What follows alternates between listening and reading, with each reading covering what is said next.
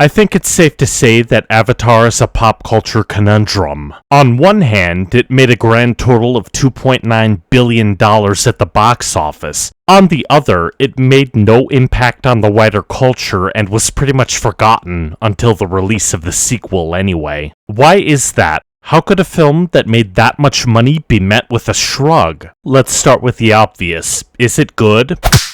Oh, nuts. Well, here we go. The film opens with our protagonist, Jake Sully. He is taken a ride to Alpha Centauri, and we get the exact time that the trip took. I've been in cryo for 5 years, 9 months, and 22 days. Oh, so this is a hard sci-fi, eh? I'm sure that nothing will come along to ruin our perception of that. Not one thing. Anyway, the man took a job with something called the Avatar Project because his brother died, and he rides down to the planet with some Marines. He's paralyzed, so he rolls out with his breathing mask. After that, we get our first info dump with Colonel Quaritch. He talks about how the wildlife is dangerous and the natives are very hard to kill. And then we meet Norm, another Avatar pilot. We get to see the husks too, so the visual effects are on display. Oh, and we also meet Dr. Grace Augustine and learn that she hates Marines. Woo. And then we get an as you know from Parker Selfridge about unobtainium and how the natives don't like humans. Jake gets put into his avatar body. After some initial tests, they try to sedate him for some reason, but he goes for a run. They wind up putting the bodies to sleep in a barracks on Grace's order.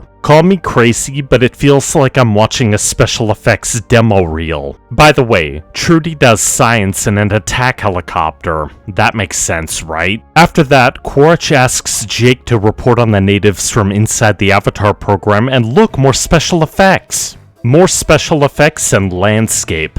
Landscape. Space monkeys in the landscape.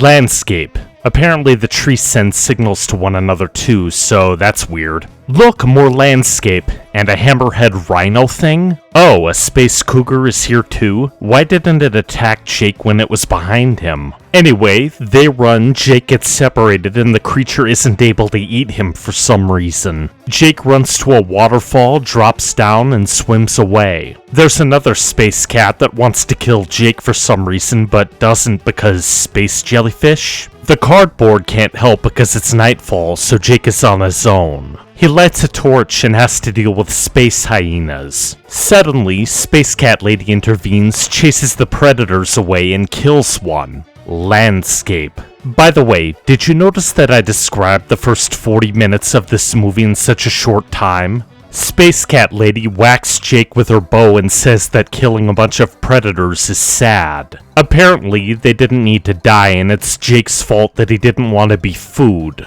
What? Oh, and I guess Cat Lady likes Jake, except that he's stupid. It's time for more landscape. The jellyfish return and surround Jake, so wait, are they spirit seeds? What? Space Cat tells Jake to come, but I'm pretty sure that she has to buy him 2 drinks first. Landscape. Also, Jake gets captured by the other not Indians because he's a demon. Apparently, What's-Her-Face saw the jellyfish as a sign from Iwa, whatever that is, and he's hauled in front of her parents. They tell their daughter to train him because he's a warrior, and because they want to cure his insanity? They're dressed in loincloths and they live in a tree. And then Jake's avatar goes to sleep. When he reports in, we learn that the locals don't want medicine, schools, or infrastructure, so Parker is thinking about killing them. What? Why? Those items would benefit the tribe immensely, and it wouldn't be a big deal because they can trade them for unobtainium.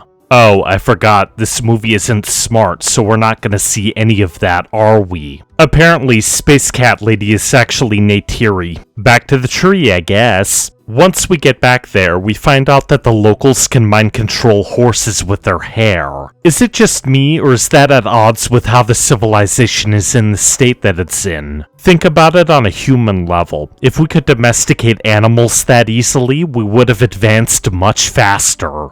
Oh, wait, this movie isn't smart, I keep forgetting that. Back at the command center, Jake talks about the superstructure of the tree, and the Avatar team heads to a mobile link up in the Floating Mountains? Wasn't this supposed to be a hard sci-fi? Also, the locals can mind control pterodactyls, so we get some shots of landscape. Oh, there's a montage too. Landscape time. Neytiri talks about the Force, and Jake kills another animal. However, he said the magic words this time, so it's all good. Woke. It's landscape time. By the way, the space pterodactyl chooses its rider by trying to kill him or her. That makes sense, right? Jake mind controls his flyer and we're treated to more landscape. Landscape. Landscape. Landscape. Landscape. No, you do not get to write about how this movie review is boring you in the comments. Grace Husawatsit is interested in the Tree of Souls for some reason, but we have to do an aerial dogfight with a red bird. Apparently, writing that thing means that you're the chosen one. How much do you want to bet that Jake does just that? Quaritch wants to terminate the Avatar project, but not before informing Jake that he got his legs for him. That's nice, I guess. For some reason, Jake has to go through a ceremony about becoming a man before he can negotiate anything. He does it, and Husawatsit takes him to the Tree of Voices. He can hear things too. Nebuti tells Jake that he can choose a woman, so he chooses her and they do the hair thing. Why?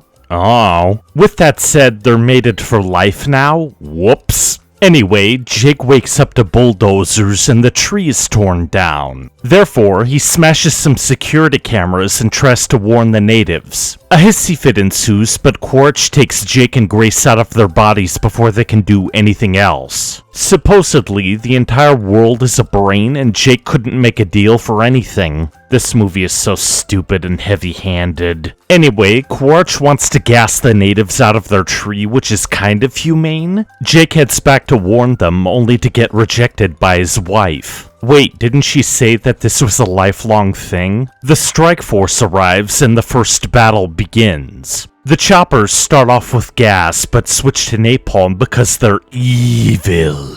After some missiles, the tree falls, and I don't feel anything. Oh, Neytiri's dad is dead too. Who was that guy again? Jake, Grace, and What's-His-Face are imprisoned, but the pilot bails them out. They head to the chopper, so Quaritch just mindlessly breaks containment and starts shooting at them. Something tells me that James Cameron has a very dim view of the military. Somehow, Grace got hit. Jake gets back into his avatar body and uses his pterodactyl to get another pterodactyl. That supposedly makes everything fine again, so Grace gets a body transfer. It fails for reasons. In the wake of that, Jake finally betrays his species and asks the locals to rally for a battle. Quaritch believes that there could be 20,000 in a week and that would overrun their perimeter. Why?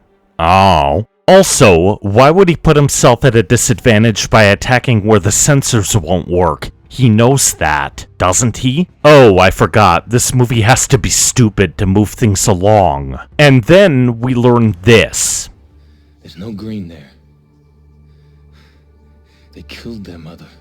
How does humanity have no environment and the technology to travel at 70% of light speed? Somehow, the alien pterodactyls are able to yank helicopters out of the sky. How? Oh. So, they fight, and What's-Her-Face attacks the bomber. She ends up dying. No, not that woman. I have no idea who she was. And then we're treated to a literal deus ex machina. Jake frags the bomber. When he flies over to the command carrier, he gets hit by Quaritch, but he somehow manages to fling a missile into one of the engines. He somehow survives a massive fall too. Quaritch gets into a mech, and Neytiri pursues with a predator. That thing is somehow able to damage the mech, but Quaritch takes it down and goes after Jake. So, they fight. Quaritch smashes open the avatar room and then gets hit. Jake gets rescued by his cat waifu, and we learn that they're not blind. For some reason, deporting aliens is a good thing now, and Jake gets a new cat body. The end.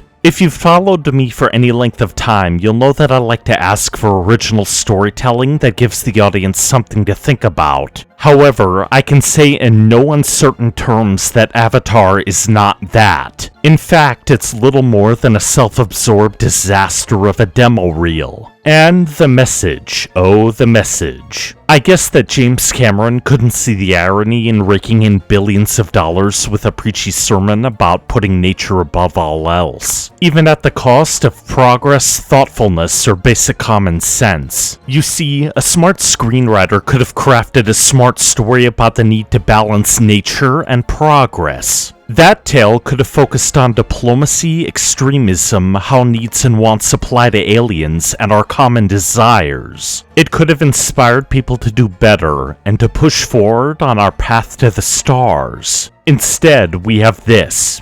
We have James Cameron. Thanks for watching. If you liked that, be sure to like, subscribe, and comment down below. Sharing is caring too. If you'd like to support the channel more directly, the links for that can be found in the description. Keep your head up, and I'll see you next time.